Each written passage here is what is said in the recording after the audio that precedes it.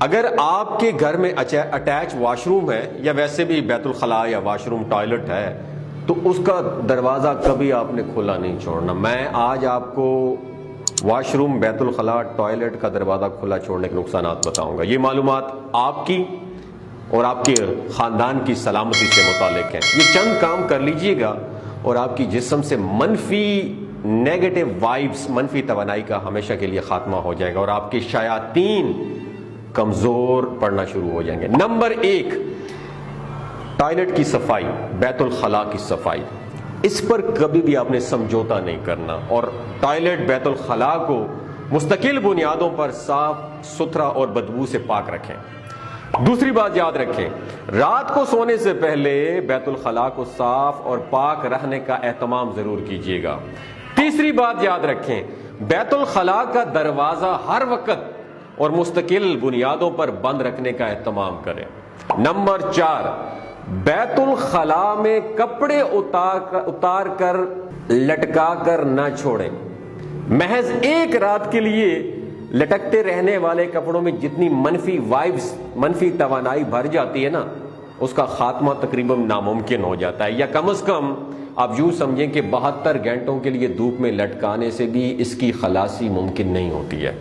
اتنا ٹائم لگتا ہے نحوست کو آپ کے کپڑوں سے اور آپ کی زندگی سے جانے کے لیے.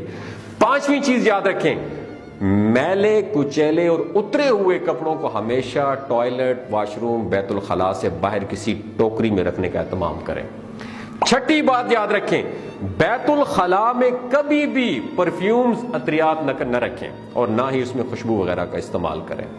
7ویں بات یاد رکھیں، بیت الخلاء میں جا کر روتے ہوئے، یا جو واش روم سنگرز ہوتے ہیں ان کی میں بات کر رہا ہوں، یہ نہ آپ نے رونا ہے جا کر اور نہ آپ نے گانے گانے عوام. ہر وقت نوجوان لڑکے یا لڑکوں کو میری یہ نصیحت ہے اور بچوں کو نصیحت ہے کہ آئندہ کبھی بھی اور کسی بھی حالت میں بیت الخلاء میں کھڑے ہو کر ایسی حرکتیں مت کیجیے گا. بیت الخلاء میں جا کر رونا یا گنگنانا آپ کی طرف سے شیاطین کو کھلی دعوت ہوتی ہے جو کہ آپ کے جسم میں داخل ہو سکیں یا آپ کے جسم کو اپنی لپیٹ میں لے لیں. اس کے علاوہ بھی ایسا اگر آپ کرتے ہیں تو ایسا کرنے سے رزق یا شادی میں دیر ہوتی چلی جاتی ہے، رزق ڈیلے ہو جاتا ہے اور شادی بھی اس میں ڈیلے ہو جاتی ہے.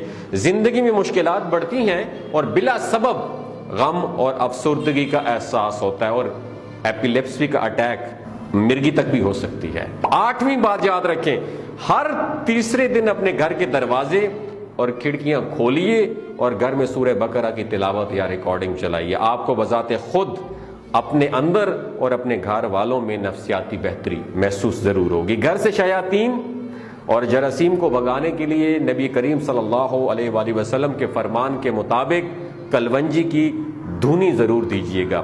9ویں بات یاد رکھیں، گھر میں کلونجی کی دھونی ایسے وقت نہ دیجیے جب گھر کی کھڑکیاں بند ہوں. گھر میں بہت زیادہ شیشے نہ لٹکائیں اور ایسا مقصود ہو تو داخلی دروازے کے آس پاس لٹکا لیں.